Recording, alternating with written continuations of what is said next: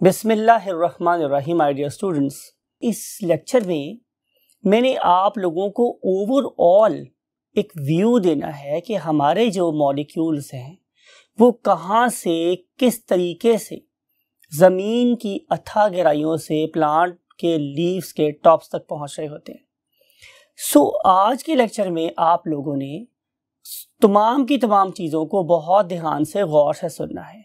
Upcoming lectures में मैं आप लोगों को बार बार लेक्चर नंबर 2 का रेफरेंस दूंगा, राइट? तो if you are a very good student and really you want to enjoy the learning, तो then you should put out your copies and you should put out your pens, open up your eyes and brains and ears and be ready for a lovely flight, right? So let's move to the whiteboard.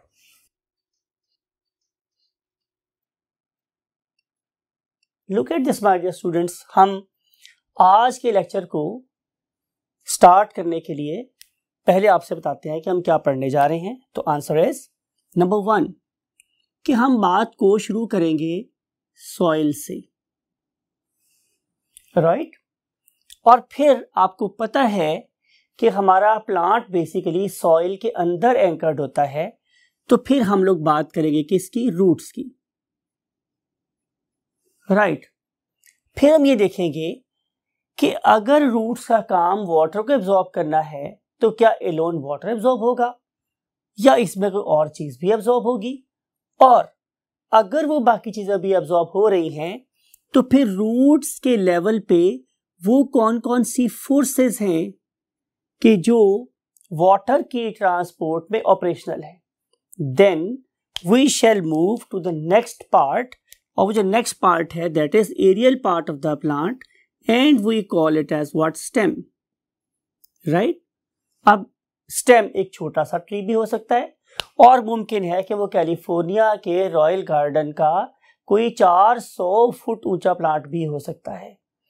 तो stem का अपना एक role है, ठीक है? ये stem के अंदर वाटर कैसे मूव करता है from the base of the plant, means from the root, and then ascend up to the level of leaves, right? और फिर हम एंड पे ये देखेंगे कि जो हमारे लीव्स हैं उनका भी कोई रोल है movement of stems and leaves वगैरह में या नहीं, राइट? फिर आपको ये बात भी पता है कि plants they are basically doing what? Photosynthesis by means of course leaves.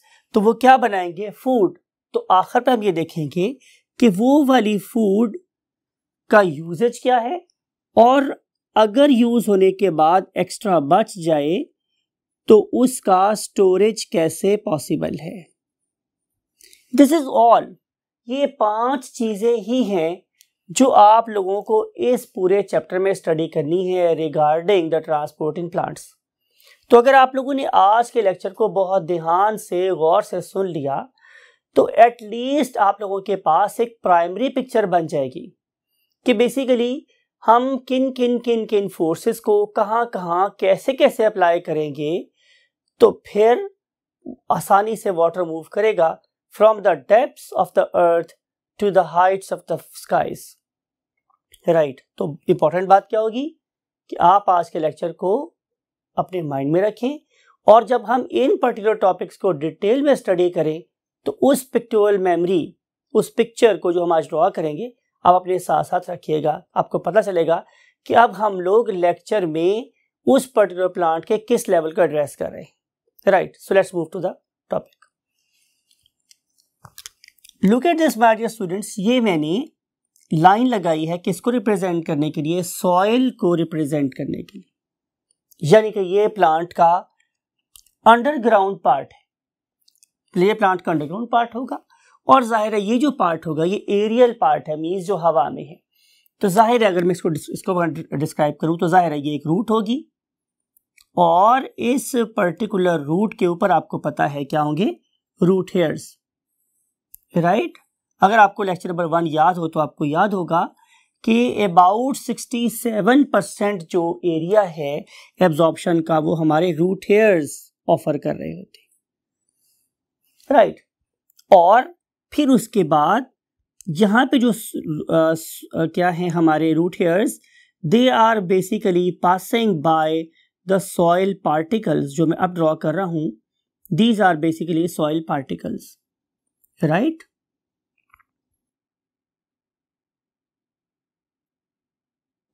जाहिर है इट इज ऑल अराउंड, लेकिन हमने अपने ईज के लिए इसको सिर्फ इसी जोन में ड्रॉ किया हुआ है, ठीक है।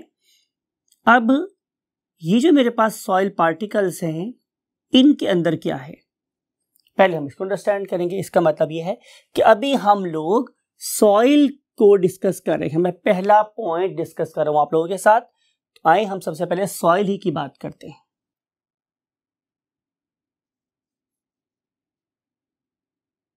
सॉइल, सॉइल प्लांट बॉडी को क्या क्या चीजें ऑफर कर रही है? तो नंबर 1 इज एंकरेज। प्लांट अपने आप को इस पर्टिकुलर एरिया में, इस पर्टिकुलर मीडियम में एंकर कर लेता है, गाड़ लेता है, राइट। अगर यह गड़ा होगा तो definitely it will remain erect, it will be able to absorb maximum light from the sun. तो ये पहली बात हो गई। फिर इसके अलावा सॉइल हमें और क्या प्रोवाइड कर रही है? जाहिर है वाटर। वाटर भी हमें सॉइल से ही मिलता है। इसके अलावा मींस वाटर के अलावा जो चीज मुझे यहां से सॉइल से ऑब्टेन होती है, दैट इज मिनरल्स, राइट। और इसके अलावा जो चीज मुझे यहां से ऑब्टेन हो सकती है, that is the salts, right. और ये वाले दोनों factor mean minerals and salts, they are inorganic in nature. ये दोनों कैसे हैं? इनऑर्गेनिक। फिर जो चीज हमें सॉइल से और ऑब्टेन हो सकती है, that is of course organic substances. और खास तौर पे जब मैं ऑर्गेनिक की बात करूंगा तो वो नॉर्मली क्या होंगे? फर्टिलाइजर। क्या होंगे स्टूडेंट्स? अब हमने ये देखना है कि ये सारी की सारी चीजें जो मुझे वाटर से मिल सकती हैं, सॉइल से मिल सकती हैं, वो किस किस फॉर्म में होंगी और किस किस फोर्स के तहत वो इस पर्टिकुलर प्लांट बॉडी के अंदर मूव कर सकती हैं। तो पहली बात है कि क्या मूव करेगा, वो हमने स्टडी कर लिया है। वाटर मूव करेगा, मिनरल्स मूव करेंगे, सॉल्ट्स मूव करेंगे एंड ऑर्गेनिक फर्टिलाइजर्स मूव करेंगे। नाउ नेक्स्ट क्वेश्चन, पहले हमने डिस्कस कर लिया what to move and now how to move, अगला स्टेप, ठीक है। तो हमने सॉइल को पढ़ लिया हम लोग। अब हम इसी पर्टिकुलर डायग्राम की ये वाली साइड यूज करते हैं। इस पर्टिकुलर साइड में हम लोग लिखेंगे कि यहां पे ये वाली चीजें कैसे कैसे मूव कर सकती हैं। तो पहली बात है, हम लिखेंगे यहां पे हेडिंग फोर्सेस। कौन कौन सी फोर्सेस हैं जो इस पर्टिकुलर सॉइल में ऑपरेशनल हैं to supply these particular vital substances to the roots. उसमें सबसे पहली फोर्स है, that is called as diffusion, right. ये आपने बहुत डिटेल से डिस्कस किया हुआ है। ऑफ कोर्स के डिफ्यूजन क्या होती है कि movement of the solute particles, हमने सॉल्यूट के पार्टिकल्स को मूव करना है from a region of higher concentration to a region of lower concentration. आपको पता है कि सन में हीट ज्यादा है, हमारी अर्थ के पास हीट नहीं है, तो हीट हमेशा सन से अर्थ की तरफ मूव करती है। इट इज नॉट पॉसिबल कि हीट अर्थ से सन की तरफ ट्रेवल करना शुरू कर दे, राइट। तो चीजें हमेशा हायर कॉन्सेंट्रेशन से लोअर कॉन्सेंट्रेशन में मूव करती हैं। अगर आप एक हिली एरिया में हैं और आप सिर्फ अपनी कार की ब्रेक को थोड़ा सा रिलीज कर दें और आप स्लोप पे खड़े हैं, तो your car will begin to move automatically in downward direction, right. तो वो जो मूवमेंट है ये डाउन द ग्रेडियंट है, डाउन द हिल है, राइट। ऐसा मुमकिन नहीं है कि आपने कार को नीचे वाली पॉइंट पर खड़ा किया तो आपकी कार खुद ऊपर चढ़ना शुरू हो गई। It is not possible. तो चीजें हमेशा हायर कॉन्सेंट्रेशन से लोअर कॉन्सेंट्रेशन में मूव करती है, राइट। इसकी मिसाल और भी ले सकती है, जो हमारे लाहौर में तो बहुत ही ज्यादा कॉमन है। हमारे यहाँ एक नहर है लाहौर के अंदर, और गर्मियों के मौसम में आमतौर पर सिर्फ अगर आपके पास एक ट्यूब है थोड़ी सी बड़ी, आप उस ट्यूब को नहर में फेंकें और उसके ऊपर बैठ जाएं तो आप बड़ी आसानी से फॉर एग्जाम्पल जल्लो से शायद मुगलपुरा तक पहुंच सकते हैं। तो अब आपने कुछ भी नहीं किया, आपने सिर्फ उसको अपने ऊपर बैठे और आप ज्यादा बुलंदी वाले वाटर से लोअर बुलंदी वाले वाटर की तरफ खुद बहुत चलते चले गए, राइट। सो ये है बेसिकली डिफ्यूजन के movement of the molecule from a region of higher concentration to region of lower concentration. For example कि अगर ये मेरे पास एक वाटर का मॉलिक्यूल है जिसको मैं अब ड्रॉ कर रहा हूं, फर्स्ट कर लेते हैं कि ये वाटर के मॉलिक्यूल्स, इनकी कॉन्सेंट्रेशन इस पर्टिकुलर पॉइंट पे अगर ज्यादा है और इस पर्टिकुलर पॉइंट पे कम है, कोई बंदा आपसे पूछे कि भाई इस पर्टिकुलर पॉइंट पे वाटर कम क्यों है और इस पर्टिकुलर पॉइंट पे वाटर ज्यादा क्यों है, तो आप बताएंगे कि यहां से वाटर इस पर्टिकुलर रूट हेयर के अंदर एक्टिवली बहुत तेजी के साथ मूव कर रहा है, यानी कि यहाँ पे वाटर कंज्यूम हो रहा है, जहां से वाटर कंज्यूम होगा वहां पे उसकी कॉन्सेंट्रेशन कम हो जाएगी और जहां से वो आ रहा है वहां पे कॉन्सेंट्रेशन ज्यादा होगी। तो वाटर हमेशा हायर कॉन्सेंट्रेशन से लो कॉन्सेंट्रेशन की तरफ मूव करेगा। Same will be true for sodium, for potassium, for magnesium, for zinc etcetera. कि रूट हेयर्स के पास या रूट्स के पास चूंकि वो कंज्यूम हो रहे हैं तो कॉन्सेंट्रेशन क्या होगी, कम, और उसकी विसिनिटी में ज़्यादा और ज्यादा, उसकी विसिनिटी में और ज्यादा। तो मॉलिक्यूल्स हमेशा टुवर्ड्स द रूट मूव करेंगे जहां वो कंज्यूम हो रहे हैं, जहां उनकी कॉन्सेंट्रेशन कम है। तो ये थी मेरे पास पहली फोर्स जो यहां पे अप्लाई होगी, राइट। याद रखें इस वाले केस में मैंने किसी मेम्ब्रेन का नाम नहीं लिया, सिर्फ मैंने ये बात कही है कि molecules region of higher concentration से लो कॉन्सेंट्रेशन की तरफ मूव करेंगे। अब हम अगली बात कर रहे हैं, जो अगली फोर्स यहां पे ऑपरेशनल होती है, that is called as osmosis. Osmosis. अब ऑस्मोसिस किस बला का नाम है? Osmosis is movement of solvent particles. देखिए डिफ्यूजन में मैंने क्या वर्ड आप लोगों की नजर किया था, तो आंसर इज सॉल्यूट। सोडियम की बात की थी मैंने, पोटासियम की बात की थी, जिंक की बात की थी, मैग्नीशियम की बात की थी, कॉपर की बात की थी, नाइट्रेट आयंस की बात की थी। ये सारे क्या हैं? Solute particles. लेकिन इस वक्त जब मैं ऑस्मोसिस की बात कर रहा हूं तो मैंने सिर्फ और सिर्फ तज़किरा किया है वाटर मॉलिक्यूल्स का, राइट। किसकी बात की है मैंने स्टूडेंट्स? वाटर मॉलिक्यूल्स की। So movement of solvent particles mean water particles from a region of higher concentration to region of lower concentration is called osmosis। लेकिन इसके अंदर जो मैंने एक बहुत इंपॉर्टेंट बात मिस कर दी है जान के, वो क्या है? Through the semi permeable membrane, right. तो यहां पे एक तो चीज आपने बोली वाटर, दूसरी चीज आपने बोलनी है ppm. Ppm stands for partially permeable membrane, वो यहां पे जरूर इस्तेमाल होनी चाहिए। और सेकंड थिंग इज कि it is basically diffusion, means कि इस वाले केस में भी मॉलिक्यूल्स हायर कॉन्सेंट्रेशन से लोअर कॉन्सेंट्रेशन की तरफ मूव करेंगे, राइट। ये वाली फोर्स यहां पर ऑपरेशनल है। उसके बाद अब हम मूव करेंगे थर्ड फोर्स पे, जो हमारे सॉइल के अंदर रूट्स पे अप्लाई हो रही है। वो वही थर्ड फोर्स है my dear students, facilitated diffusion. और जब मैं वर्ड यूज करता हूं फैसिलिटेट करना, राइट, तो आपको पता है इसका क्या मतलब होता है? इसका मतलब किसी की हेल्प करना, राइट।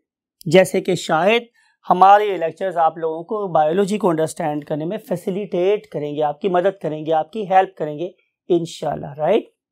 तो अगर मैं चीजों को मूव कर रहा हूं from a region of higher concentration to a region of lower concentration, but with the help of a facilitator, with the help of a mentor, with the help of a very good teacher, right, with the help of a very good guide, with the help of a very good leader, तो हम facilitate हो रहे होते हैं, right. तो अगर मैं चीजों को हायर कॉन्सेंट्रेशन से लो कॉन्सेंट्रेशन में मूव कर रहा हूं with the help of a carrier protein, तो फिर मैं इसे क्या बोलूंगा? Facilitated diffusion. तो ये हो गई मेरे पास थर्ड फोर्स। अब मिसाल के तौर पे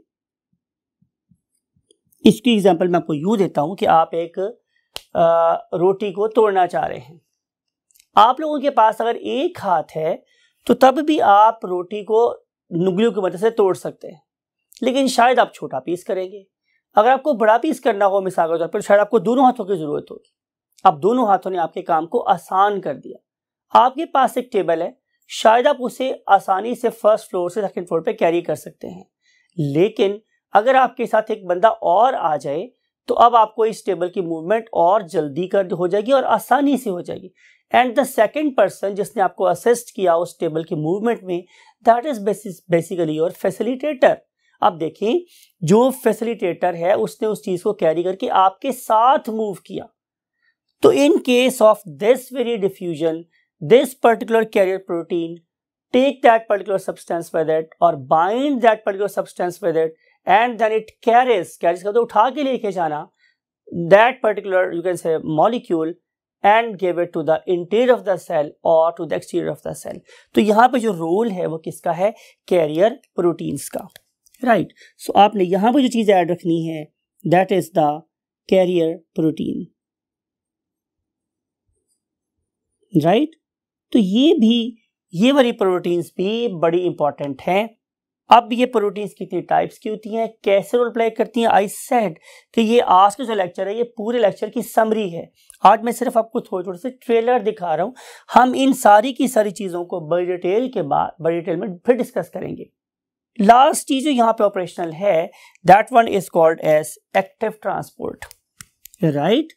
एक्टिव ट्रांसपोर्ट का मतलब मेरे पास ये है कि अब आप लोगों ने उन मॉलिक्यूल्स को भी मूव करवा देना है कि जो शराफत से मूव नहीं कर रहे थे। हम लोगों ने तो कहा कि भाई आप आराम सुकून से शराफत से without use of the force move कर जाओ। तुम्हारे पास तीन ऑप्शंस हैं, या तुम डिफ्यूजन के थ्रू मूव कर जाओ, या ऑस्मोसिस से मूव कर जाओ, या हम तुम्हें फैसिलिटेट कर रहे हैं उसके थ्रू मूव को। जो उन्होंने हमारी बात नहीं मानी, तो अब हम घी को टिड्यूलियो से निकालेंगे और हम उस पर्पस के लिए हमें फोर्स का इस्तेमाल भी करना पड़ा तो करेंगे। और यू नो हमारी बॉडी में जो फोर्स इस्तेमाल होती है उसका नाम क्या होता है my dear students? ATP, right. तो अगर मैं किसी सब्सटेंस को इस मूव करवा रहा हूं एटीपी के जोर पे, तो ये कहलाएगी एक्टिव ट्रांसपोर्ट। याद रखने वाली बात यह है कि डेफिनेशंस में लिखा होता है कि it is the movement of solute particles against concentration gradient. ये 100% ट्रू बात नहीं है, राइट। अब देखिए जरा बात वाटर सुने। आपके पास कोई सब्सटेंस था 100 और आपके सेल के अंदर वो सब्सटेंस था से 25, राइट। तो जब तक कॉन्सेंट्रेशन ग्रेडियंट मेंटेन रहता है तो ये वाला पार्टिकल तो किस तरह मूव कर सकता है? ऑस्मोसिस से भी, डिफ्यूजन से भी, फैसिलिटेटेड डिफ्यूजन से भी मूव कर सकता है। लेकिन क्या होगा जब इक्विलिब्रियम अचीव हो जाएगा, उसके बाद पहले वाली तीन फोर्सेस कोई काम नहीं कर सकती। हाँ, उस टाइम फिर काम आएगी फोर्स। वो क्या करेगी? अगर उसके पास ये फैसिलिटी है, ये एबिलिटी है, तो उस 25 को भी उठा के 100 में डाल सकती है। तो अगेंस्ट कॉन्सेंट्रेशन ग्रेडियंट भी काम हो सकता है beyond equilibrium if we have got the energy, right.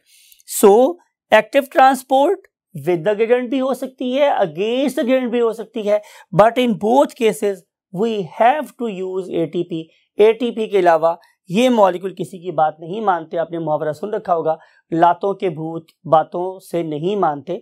तो फिर इन मॉलिक्यूल्स को मूव करवाने के लिए हमें एटीपी यूज ही करनी पड़ती है, राइट। और ये फिनोमेना क्या कहलाएगा? Active transportation. ये सारी की सारी फोर्सेस जिस पर्टिकुलर पॉइंट पे ऑपरेशनल हैं उसे हम क्या बोलते हैं? Root hair. और आपको पता है, आपने ये बात चैप्टर नंबर 8 फंजाई में पढ़ रखी है कि अगर किसी एंजियोस्पर्म की बात की जाए, किसी फ्लावरिंग प्लांट की बात की जाए, तो यू नो वेरी वेल कि अगर उनके पास क्या नहीं है, रूट हेयर्स नहीं है, तो अल्लाह रब्बुल इज्जत ने उन्हें एक और कंपेनियन, एक साथी दे दिया। एंड दैट वेरी कंपेनियन और फ्रेंड और साथी वाज आ माइकोराइजल फंगस। चलिए मैं उसको डिफरेंशिएट करने के लिए इसको डबल ड्रॉ कर देता हूं। It is basically mycorrhiza, right. तो ये जो हमारे पास माइकोराइजल फंगस है, ये क्या कर सकती है? ये वो ही काम कर सकती है जो रूट हेयर्स कर रहे थे। यानी कि इसका काम भी सरफेस एरिया को इंक्रीज करना था और हेल्प करना था किस में? To increase the uptake of water minerals, salts, organic fertilisers, right. और ये सारी की सारी चीजें यहां से क्या करेंगी, मूव करेंगी from a region of higher concentration towards a region of lower concentration. अब जरा बात को आपने गौर से सुनना है माय डियर स्टूडेंट्स। ये सारी की सारी चीजें, जी सारी की सारी फोर्सेस जब ऑपरेट करेंगी तो ये समझ लें कि आप लोगों के पास हजारों नहीं लाखों मिनी पंप्स लगे हुए हैं, राइट। चलिए मैं आपको एक और मिसाल देता हूं। फॉर एग्जाम्पल, आप अगर कभी बादशाही मस्जिद गए हो तो उसके सेंटर में एक पॉन्ड है, एक तालाब है, राइट। हम लोगों ने उसको भरना है। हम उस पर्टिकुलर तालाब को दो तरीकों से भर सकते हैं। पहला मेथड मेरे पास ये है कि मैं एक ही बड़ा सा पाइप और एक बहुत बड़ा पंप पीछे लगा दूं। शायद ये काम बहुत जल्दी से हो जाएगा, लेकिन ये बहुत जल्दी बहना भी शुरू कर देगा और हमें एक बहुत बड़ी फोर्स भी चाहिए होगी। लेकिन उसकी निस्बत में ये वाला काम भी कर सकता हूं कि मैं वहां पे 20 या 25 छोटे छोटे पंप लगा दूं। अब मेरी एनर्जी की प्रोडक्शन भी कम हो गई, वो स्पिल भी देर से होगा और वो मुसलसल भरा भी रहेगा। तो nature is basically doing everything at micro level. अल्लाह रब्बुल इज्जत छोटी छोटी फोर्सेस से बड़े बड़े काम ले रहे हैं। बात समझ रही है आप लोगों को? तो यहां पे ये वाली छोटी छोटी पंपियां, छोटे छोटे पंप्स, किसकी बात कर रहे हो, रूट हेयर्स की, ये एक नहीं है, ये हजारों हैं। एंड ईच मिनी पंप और small pump is basically pumping water, mineral, salts, organic fertilisers towards the root. यहां से भी सारी चीज मूव कर रही है, यहां से भी मूव कर रही है, यहां से भी मूव कर रही है, ठीक है। और मूव करने के बाद they are basically pushing all essentials towards the root. और उस टाइम पे इस पर्टिकुलर एरिया को, जिसे मैं अब रेड पेंट कर रहा हूं, right, that very area is called as what, root. तो उस टाइम पे इस पर्टिकुलर सॉल्वेंट और solute means mixture mean solution का जो प्रेशर है on the root towards the root is called as root pressure, right. मैं फिर वही मिसाल दे रहा हूं। हम फर्ज कर लेते हैं कि ये वही हमारी बादशाही मस्जिद का तालाब है और ये वो छोटे छोटे पंप्स हैं जो उसको फिल कर रहे हैं। तो कितनी स्पीड से वो फिल हो रहा है, that is called as of course the root pressure, right, root pressure. तो ये सारी की सारी फोर्सेस अब दोबारा से एरो लगा रहा हूं ताकि आप लोगों की अंडरस्टैंडिंग एनहांस हो। एक P1 फॉर एग्जांपल ये लगा रही है, एक P2 ये लगा रही है, एक P3 ये लगा रही है, P4, P5, P6। तो इन सब के प्रेशर्स अल्टीमेटली क्या कर रहे हैं, चीजों को उठा के इस सेंट्रल जोन में फेंक रहे हैं। तो इन सब पार्शियल प्रेशर्स का सम क्या कहलाएगा, root pressure. Now water is present at the base of the plant means in the root, ठीक है।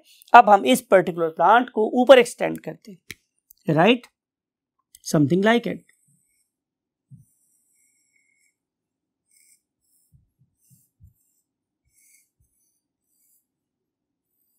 राइट।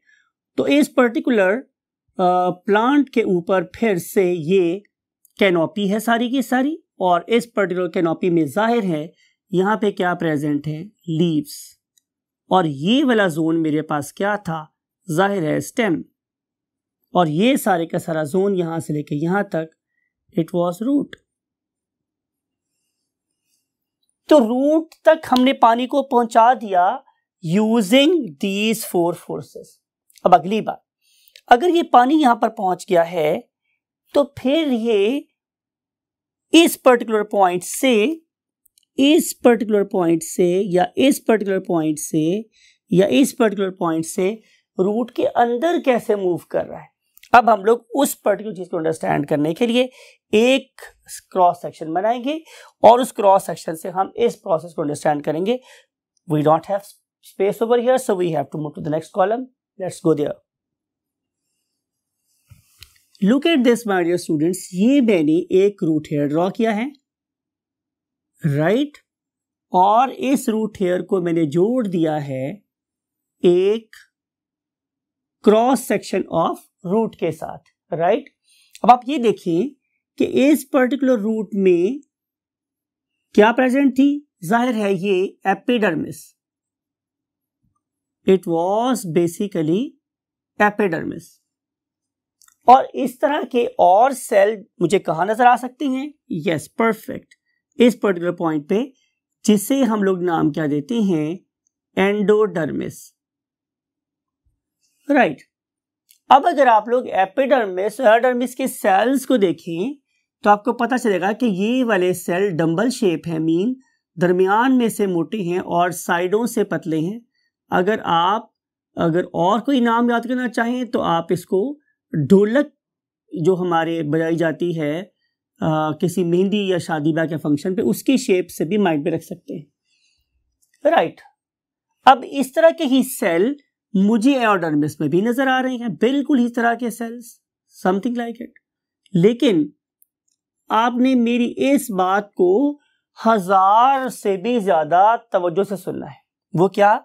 कि अगर आप लोग इस एंडोडर्मिस के सेल्स को देखो, सॉरी एपिडर्मिस के सेल्स को देखो, तो अगरचे आप लोगों को ये बज़ाहिर जुड़े हुए लग रहे हैं, लेकिन आप उसको यूं परसीव करें कि जैसे ये ईंटें हैं जो साथ साथ तो पड़ी हुई हैं, लेकिन इनके दरमियान में सीमेंट प्रेजेंट नहीं है, जोड़ प्रेजेंट नहीं है। अभी भी इनके दरमियान में स्पेसेस हैं, क्रीवाइसेस हैं, दरारें हैं। सम टाइम अगर मैं इसके एक साइड पे रख के पानी डालूं तो सदी तरफ से निकल आए, राइट। तो ये इनके दरमियान में भी गैप्स हैं, राइट। लेकिन अगर मैं इसी किस्म के सेल्स को उन्हीं ईंटों के दरमियान में क्या लगा दूं? सीमेंट लगा दूं, तो वो प्रॉपर जुड़ गई हैं। अब उनके दरमियान में बिल्कुल भी स्पेस नहीं है। तो एपिडर्मिस के सेल्स में और एंडोडर्मिस के सेल में ये बड़ा बुनियादी फर्क है कि इन पर्टिकुलर एंडोडर्मिस सेल्स के अंदर में इस पर्टिकुलर पॉइंट पे यहां जहां पे आपस में मिल रहे थे, नेचर ने वाटर प्रूफ मटेरियल्स लगा दिए हैं और इनके अंदर किसी किस्म की मूवमेंट जिसमें सेल मेम्ब्रेन इन्वॉल्व ना हो उसको जीरो कर दिया। बात को जरा गौर से सुने। इस वाले केस में वाटर है, वो इसकी माइक्रोस्कोपिक गैप में से बाहर आ सकता है। अब इसमें कोई मेम्ब्रेन इन्वॉल्व नहीं हुई, सिर्फ सेल वॉल से भी काम हो गया।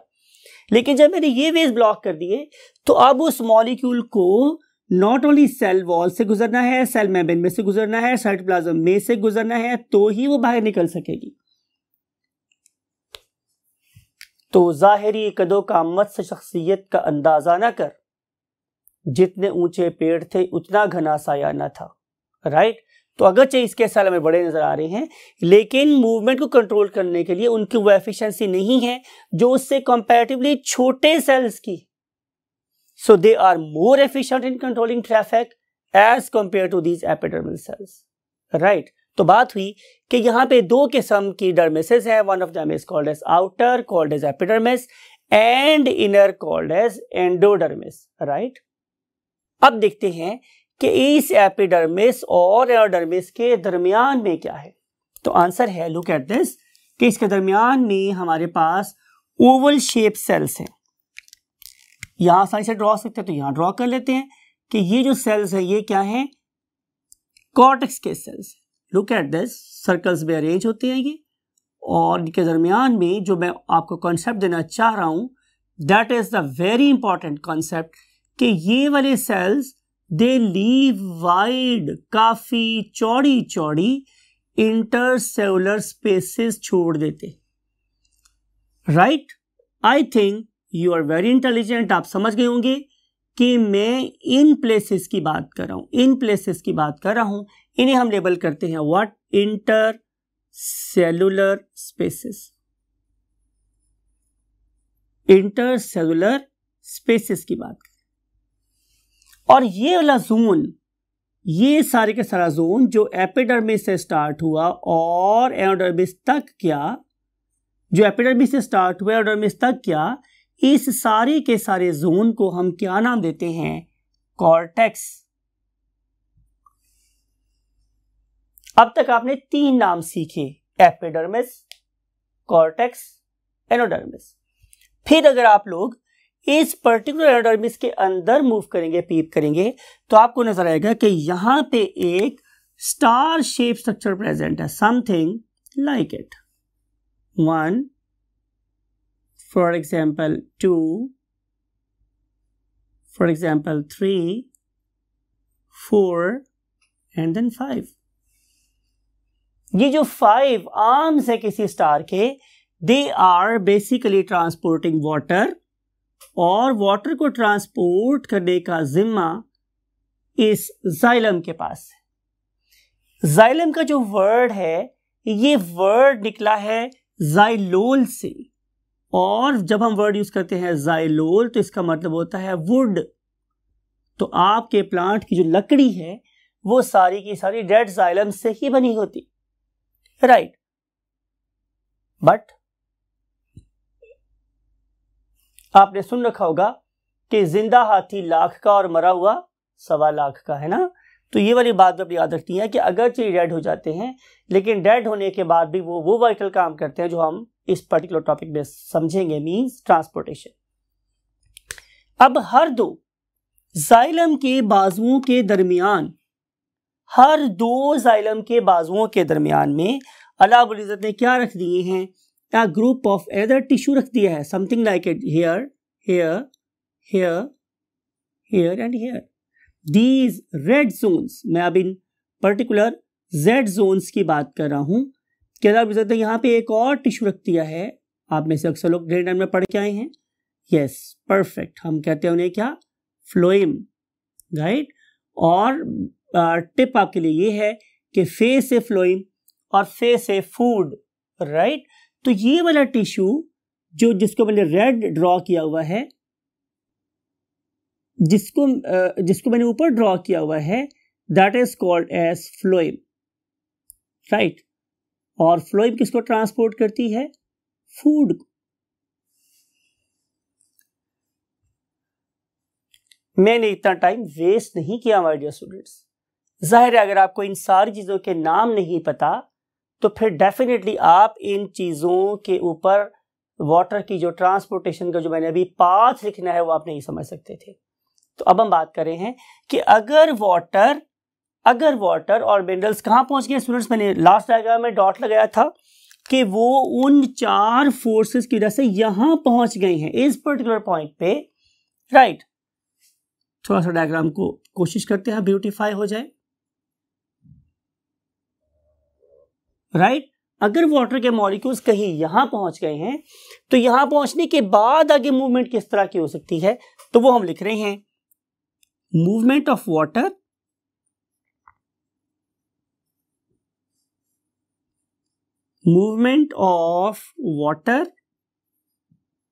एंड मिनरल्स, ठीक है, इन द रूट्स। और इनसाइड रूट में और ज्यादा प्रिसाइज लिख रहा हूं कि रूट के अंदर क्या होगा। इनसाइड रूट मींस कि इस पर्टिकुलर पॉइंट से ये यहां तक कैसे मूव करेंगे। तो आंसर ये है कि उसके लिए मैं आप लोगों को आसानी पैदा करने के लिए, आप लोगों को फैसिलिटेट करने के लिए मैं सिंपल एक एरो के साथ लाइन लिखूंगा, तो आप समझ जाएंगे कि यहां पर चीजें कैसे मूव कर रही हैं। तो आपको फिर दोबारा से रिकॉल दे रहा हूं मैं, diffusion, facilitated diffusion, osmosis and then active transport। ये सारी की सारी चीजें they are basically pushing water, minerals and fertilizers into the root hairs। ठीक है ना, यहां तक मेरा ख्याल आपको बात बहुत ज्यादा अब क्लियर हो गई होगी कि रूट हेयर्स के ऊपर कौन कौन सी फोर्सेस ऑपरेशनल है। अब वो जो रूट हेयर है, वो सॉरी ये जो 4 फोर्सेस हैं, they are basically pushing water towards the root, हमेशा इधर को मूव करेंगे। और यहां से रूट हेयर्स पानी को किस में डाल देंगे, जाहिर है बाह्य वाली सेल्स में, जिसे हम क्या बोलते हैं, एपिडर्मिस। ठीक है, इसलिए मैंने ऊपर वाली डायग्राम पे इतनी एफर्ट की कि आपको कोई चीज मुश्किल ना अंडरस्टैंड करने में। तो ये वही लेयर में पहुंच गया पानी, that is called as what, epidermis, something like it. Actual diagram cell की वो ऊपर ड्रॉ की हुई है मैंने, राइट। इन पर्टिकुलर सेल्स में से वाटर 2 तरीके से मूव कर सकता है। ये बात बहुत आपने गौर से सुननी है। उनमें से एक क्या है कि water in between the cell walls of 2 adjacent cells गुजर गया। लुक एट दिस, दोबारा देखिए, ये मेरे पास एपिडर्मिस का एक सेल था और ये मेरे पास एपिडर्मिस का दूसरा सेल था। हमने क्या कर लिया है, उसको मैग्नीफाई। ज़ाहिर जब मैं सेल को बड़ा करूंगा तो स्पेस भी बड़ी हो जाएगी। इस पर्टिकुलर एपिडर्मिस के दरमियान मैंने क्या बोला था कि ईंटें जुड़ी हुई नहीं हैं, साथ रखी हुई हैं। तो वाटर दो तरीके से, दो रूट से गुजर सकता है। एक रूट मेरे पास हमारे स्टूडेंट्स ये वाला। अब देखो कि ये दो एडजेसेंट मींस नेबरिंग सेल की सेल वॉल को इन्वॉल्व करते हुए दरम्यान में से गुजर गया, सेल वॉल को इन्वॉल्व करते हुए गुजर गया, राइट। तो मैंने क्या बोला कि ये वाला पाथवे कहलाता है एपोप्लास्टिक पाथवे, एपोप्लास्टिक पाथवे। अब दूसरी बात, क्या किसी और वे से भी वाटर यहां से मूव कर सकता है? तो आंसर इज यस। दूसरा वे ये है कि वाटर अब प्रॉपर इस पर्टिकुलर सेल के अंदर से गुजरे।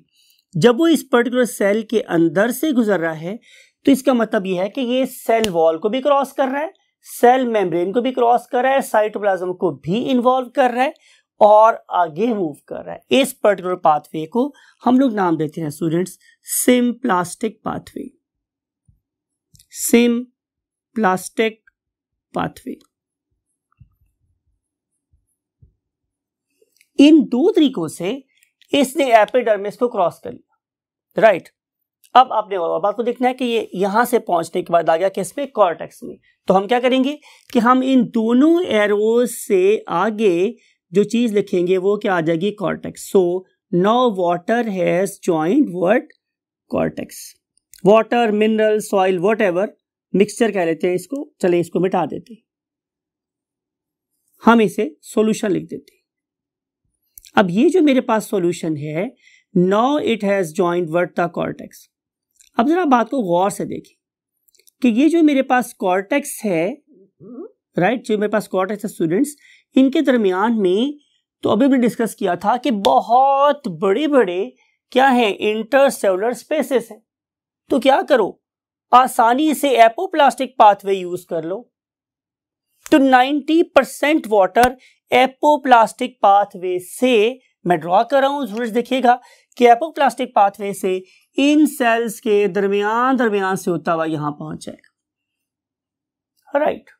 लेकिन इसका हरगिज मतलब यह नहीं है कि वाटर इस पर्टिकुलर वे को ऑप्ट नहीं कर सकता, बिल्कुल कर सकता है।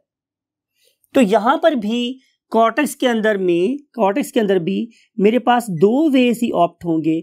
उनमें से एक का नाम क्या है? एपोप्लास्टिक पाथवे, और दूसरे का नाम क्या है? Symplastic pathway.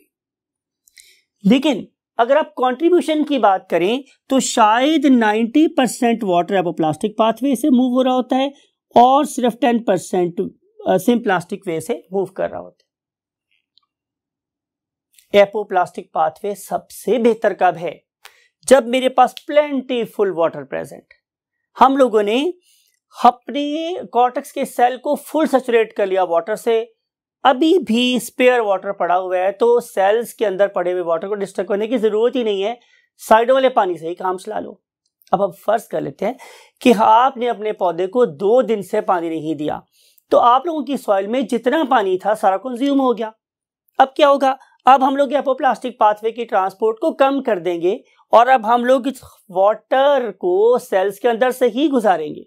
तो जब मैं सेल के अंदर से ही गुजार रहा हूं तो पाथ क्या कहलाएगा? Symplastic pathway.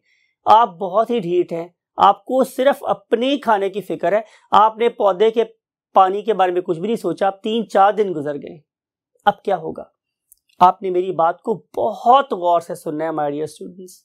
देखें, नेचर या प्लांट के cells never try to lose the normal composition of cytoplasm. Cytoplasm को डिस्टर्ब नहीं करना चाह रहे, उसकी कंपोजिशन को खराब नहीं करना चाह रहे। तो अब जरा सोचें कि अब पानी का कोई रिजर्वायर था प्लांट बॉडी के अंदर। एक्सीलेंट, आपने बिल्कुल सही कहा है। आप लोगों ने वैक्यूल भी तो रखा हुआ था रिजर्व टाइम के लिए। अब हम क्या करेंगे कि हम साइटोप्लाज्म की कंपोजिशन को डिस्टर्ब होने से बचाने के लिए वैक्यूल में स्टोर्ड पानी को भी इस्तेमाल करना शुरू कर देंगे। तो फिर बहुत एक्सट्रीम केसेस में एक तीसरा वे भी ऑपरेट होना शुरू हो गया, और उस तीसरे वे का नाम क्या था? Vacuolar pathway. उसका नाम मेरे पास क्या था स्टूडेंट्स? Vacuolar pathway. तो कॉर्टेक्स में से अब एक और वे भी यूज होना शुरू हो गया और उसका नाम क्या था? Vacuolar pathway. तो कॉर्टेक्स में कितने वेज इस्तेमाल होना शुरू हो गए? 3। Apoplastic pathway, symplastic pathway and vacuolar pathway. अब इन तीनों वेज से पानी इवेंचुअली कहां आ गया? It is important. इन तीनों वेज से इवेंचुअली पानी आके खड़ा हो गया किसके सामने? एंडोडर्मिस के सामने, एंडोडर्मिस के सामने, राइट। और इस एंडोडर्मिस से अब ये जो वाटर है it will move towards xylem. आप कहेंगे कि शायद सर कुछ यहां लिखना भूल गए, राइट। लेकिन आंसर ये है कि मैंने डेलिबरेटली इस जगह को छोड़ा है और मैं दोबारा आपको पुरानी डायग्राम पे वापस लेके जा रहा हूं। आपको याद होगा मैंने ये बात कही थी कि एंडोडर्मिस में नेचर ने इन चीजों को ईंटों से जोड़ दिया है। मीन दो सेल्स के दरमियान में से पानी के गुजरने का रास्ता बिल्कुल नलिफाई कर दिया, जीरो कर दिया। तो वो कौन सी चीज थी जिसने ये वाला काम किया? तो आंसर था कि एक वैक्सी वाटरप्रूफ मटेरियल जो किसी खास स्ट्रिप्स की फॉर्म में यहां लगा था, उसको हम नाम देते थे कैस्पेरियन स्ट्रिप्स। तो इन कैस्पेरियन स्ट्रिप्स की वजह से पानी एपोप्लास्टिक पाथवे से नहीं जा सकता। इंपॉर्टेंट। अगर आप लोगों ने पानी को एंडोडर्मिस में से गुजारना है तो आपके पास सिर्फ और सिर्फ दो वेज बचते हैं। उनमें से एक का नाम मेरे पास क्या है? सिम्प्लास्टिक पाथवे, और दूसरे का नाम क्या है? Vacuolar pathway. ठीक है, सिम्प्लास्टिक पाथवे, वैक्यूलर पाथवे। अब आ गया जाइलम में। तो हम अब प्रीवियस बोर्ड पे वापस चलेंगे जहां हमने पूरे प्लांट की डायग्राम बनाई थी। आपको मैंने ये बता दिया है कि हमने पानी को जाइलम तक पहुंचा दिया है। किसके जाइलम तक? रूट के जाइलम तक। कैसे कैसे पहुंचा, कौन कौन से वेज उसने ऑप्ट किए, और बहरहाल इन्हीं पत्थरों पे चल के जो आ सको तो आओ।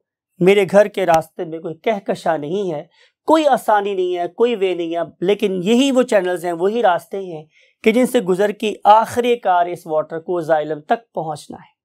सो let's move to the very first column again.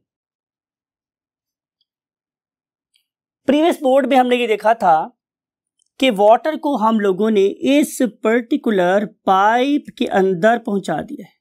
That is lying somewhere here. ये वाला पाइप मुझे क्रॉस सेक्शन में कहां नजर आया था? स्टार में। And that very star shape part of the vascular bundle was xylem. तो मैंने इसको जाइलम लेबल कर दिया है। पानी का ताल्लुक है ही जाइलम के साथ।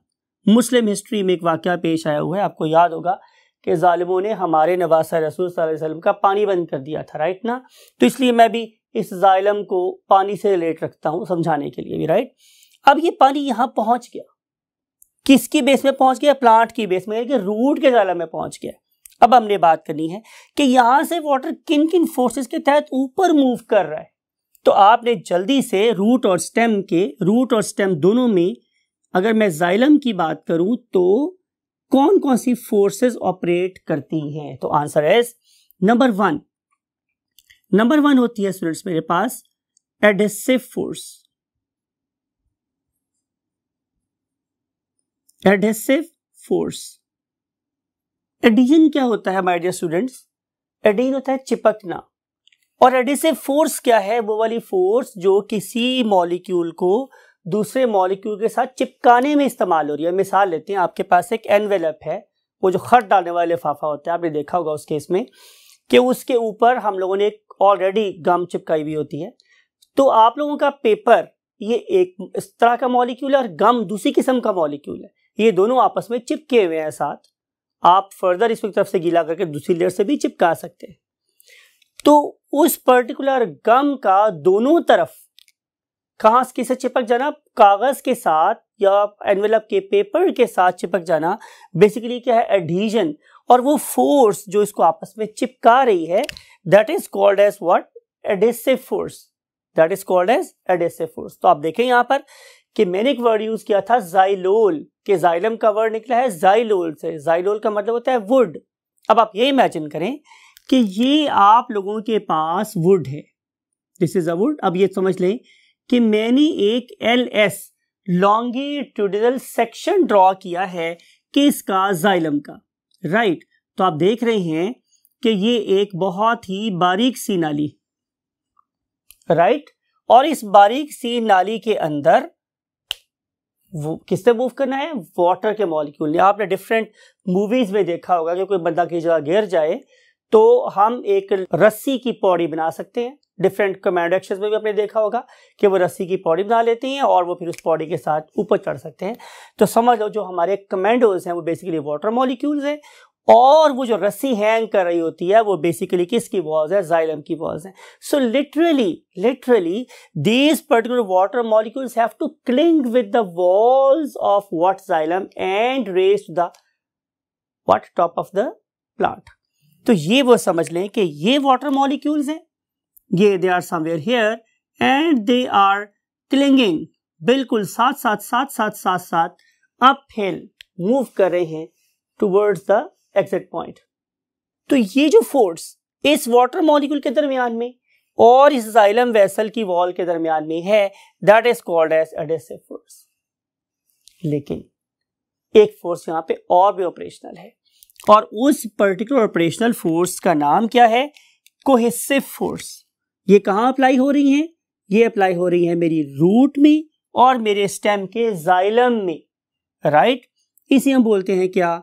Cohesive force. और ये जो मेरे पास कोहेसिव फोर्स है, हमारे students, cohesive force, cooperative force, ताउन करने वाली फोर्स। भाई अगर आप मेरे स्टूडेंट्स हैं तो आप मेरे से या मैं आपसे कोऑपरेट कर सकता हूं, लेकिन यहां पे क्लास में लगी हुई ट्यूबलाइट से मेरा क्या कोऑपरेशन हो सकता है? मैं तो शायद उससे सिर्फ फायदा ही ले सकता हूं, जब वो खत्म हो जाएगी उसको फेंक दूंगा। तो cooperative forces are called as basically cohesive forces. Normally cohesive forces same तरह के मॉलिक्यूल के दरमियान में हैं, आपके मेरे दरमियान में है, राइट। और वो वाली फोर्स क्या है? इल्म की फोर्स, राइट। तो मैं बात ये कर रहा हूं कोऑपरेटिव फोर्सेस और cohesive forces always become operational between the molecules of same species, right. अगर आपने जैसे क्लिफ हैंगर एक मूवी थी उसमें देखा होगा, तो उसमें क्या हुआ कि एक ऑर्गेनिज्म दूसरे ऑर्गेनिज्म का हाथ पकड़ के उसे ड्रैग करने की कोशिश कर रहा है। तो यही वाला केस यहां पर हो रहा है कि अगर आप लोग एक वाटर के मॉलिक्यूल को देखें तो ये अपने साथ दूसरे मॉलिक्यूल को खींच रहा है, तीसरे मॉलिक्यूल को खींच रहा है और चौथे मॉलिक्यूल को खींच रहा है, और इस तरीके से एक कॉन्टिन्यूस चेन बन गई है वाटर मॉलिक्यूल्स की। ये जो कॉन्टिन्यूस चेन ऑफ वाटर है, it is another force that will ensure the movement of the water molecules from the depths of the soils to the tops of the leaves, right? तो ये है cohesive forces. ये किसके दरमियान में होगी? ये जाहिर है वाटर और वाटर मॉलिक्यूल्स के दरमियान में। ये किसके दरमियान में थी? ये थी between the water and xylem.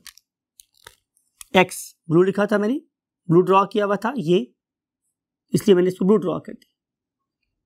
अब रह जाती है यहां पर ऑपरेट होने वाली तीसरी फोर्स, और तीसरी फोर्स का नाम मेरे पास क्या है? Capillarity, right. और इसे हम कैपिलरी एक्शन भी बोल सकते हैं, कैपिलैरिटी भी बोल सकते हैं। चले हम लोग इसको कैपिलरी एक्शन ले लेते हैं।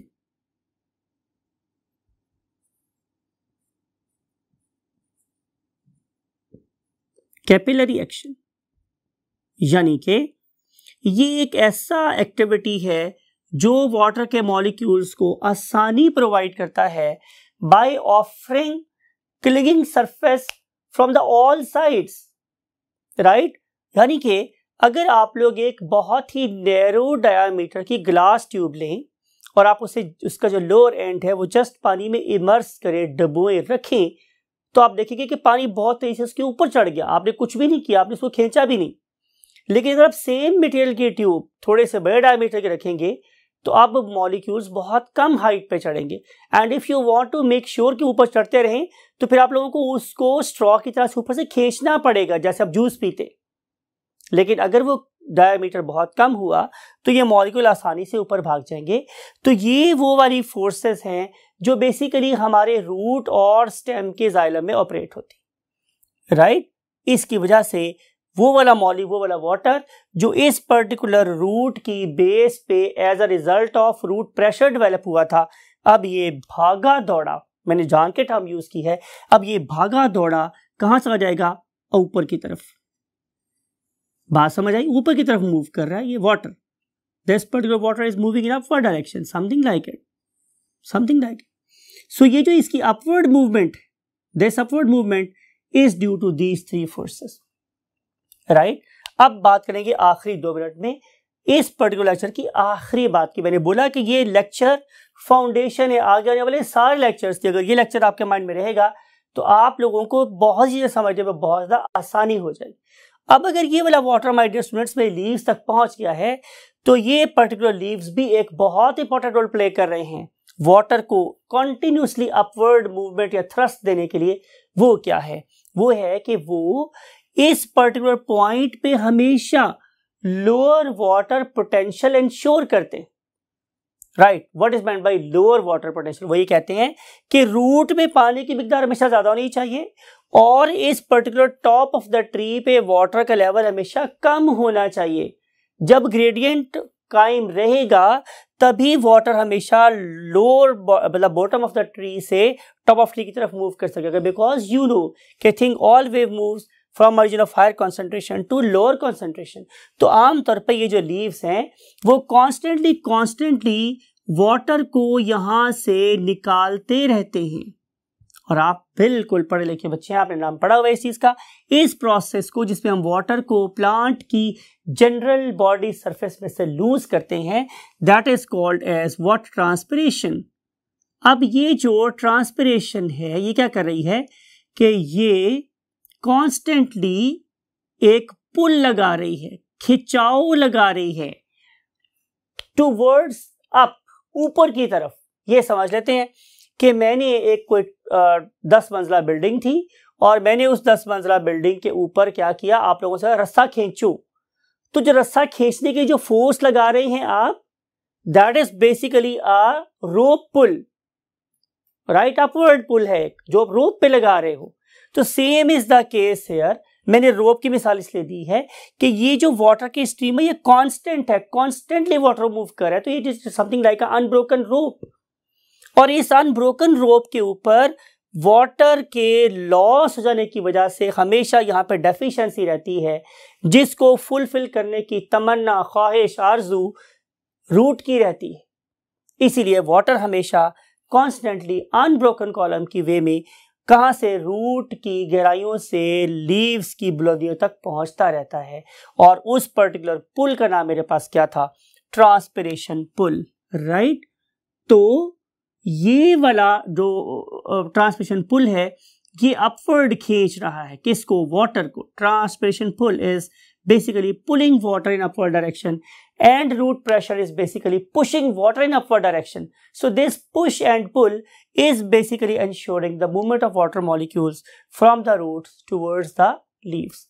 So that's all for the introductory lecture of this very important topic, and if you have got all this picture in your mind, you will be very comfortable in upcoming lectures to understand the role of every force individually. Till that next lectures, take very good care of yourself and your great parents. Allah Hafiz.